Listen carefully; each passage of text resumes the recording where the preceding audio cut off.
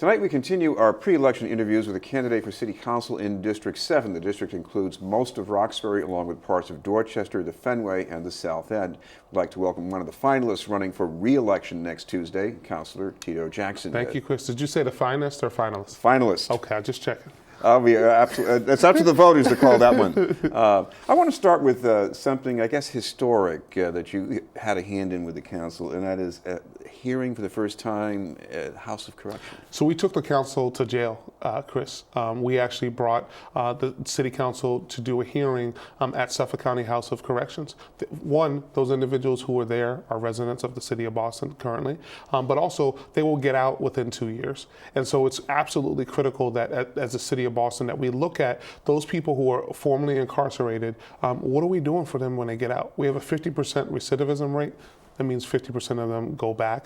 What are we doing as a city to help them with the public health issues around mental health that people have, addiction issues, housing issues, issues around employment. And so that's what we talked about. The most amazing part about it is that we had 6 individuals who are currently incarcerated actually speak on the City Council record, 3 women and 3 men. And they had really compelling stories. And it's up to us as a city to look at our funding and the things that we do that are wrong, or as well as the things that we do that are right, to make sure that we take care of those folks who are formerly incarcerated. So I'm really excited about that. The sheriff has talked about these needs too, and yes, some of it does involve a certain amount of city funding and policy, but a lot of people say, why does the council get involved in it? Because so much of that is either state funding or federal stuff. Yeah.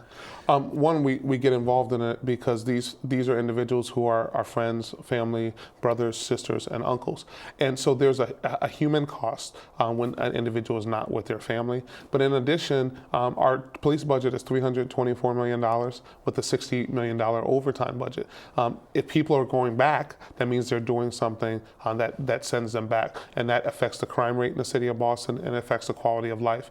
We spend $500 per pupil in the city of Boston to educate young people, $53,000 a year to incarcerate them.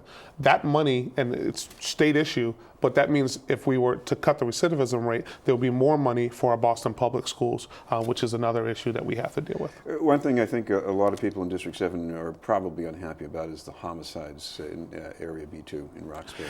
Yeah, and so we are technically down in the number of homicides, but we're up in the number of shootings. Last year, we had a 4-year high in the number of homicides. We were up to 52. We have an issue, and so a couple things that have to happen. We got to roll our sleeves up and have a conversation with the individuals who are perpetrating these crimes. There's a list of individuals, about 300 here.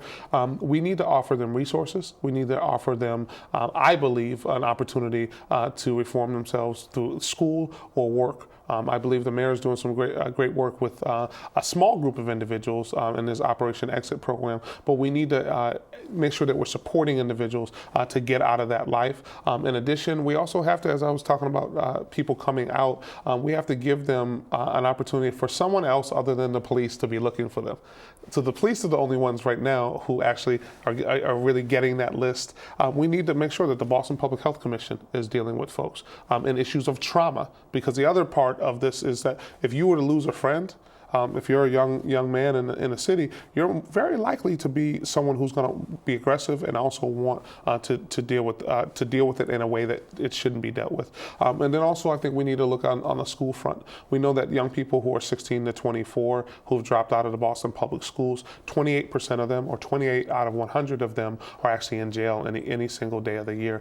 We can't allow them to fall through the cracks, and we have to deal with these issues. Lastly, this is not only young men. There are young women and girls who are participating in violence at increasingly high rates, and we need to deal with those issues and have programs that are appropriate and gender appropriate for young women.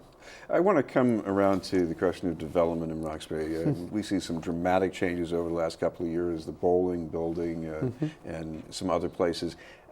Some considerable gains for local jobs, jobs for people of Yeah. color, and also some feelings of disappointment out there. Well, so, we have to be vigilant on a regular basis. We have to enforce, and we have to work with the administration to enforce the Boston residents' job policy of 50% resident, 25% people of color, and 10% women. And although we don't have goals at the city level, we should also be including minority-owned businesses and women-owned businesses where actually wealth is built. It's businesses that actually build wealth in our community. So that's absolutely critical that we work on that. Recently, I worked with individuals in our community to approve the new hotel that's going to be on Melnia Cass Boulevard. We were actually able to come out with a deal of $18 an hour, a $400,000 fund to help people get prepared with workforce training and development, and an additional 8,000 square feet of retail space there in a 150-room hotel. There's a lot of opportunity for development, but we can't just develop buildings, Chris. We have to develop and make sure that those buildings employ people, that they pay people good wages, and they do right by the people of District 7. And the hotel, how do you balance those gains against the people who say, well, we needed a union in there? And we tried as hard as we could. There's also, in this situation, there's that factor of the actual numbers when it comes down to a hotel that's under 200 people. And in addition, there's still the opportunity for my good friends at Local 26 to organize there. We have a pretty decent start, and I believe that we have an opportunity to continue on with conversations and negotiations. Right now, we are in the thick of this struggle over charter school expansion. Governor wants to go fast track, the mayor wants to go slower. What about you? I think we need to hit the pause button and look at what's going on. So let's talk about dollars and cents. $211 million came to the city of Boston for schools from the state of Massachusetts last year.